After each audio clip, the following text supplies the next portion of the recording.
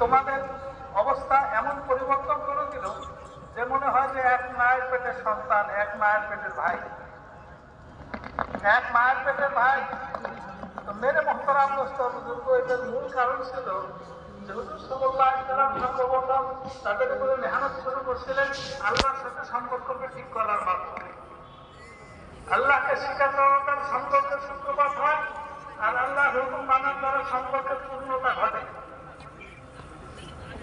সমস্ত সাহাবীরা হুজুর সাল্লাল্লাহু আলাইহি ওয়াসাল্লামের দাওয়াতের কারণে, হুজুর সাল্লাল্লাহু আলাইহি ওয়াসাল্লামের ধারাবাহিক মেহনতের কারণে তারা সবকিছুকে ছেড়ে দিল।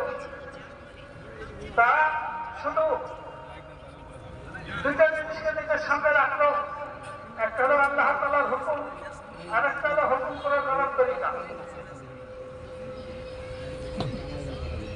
যেটার নাম হলো, অপর নাম হলো দ্বীন।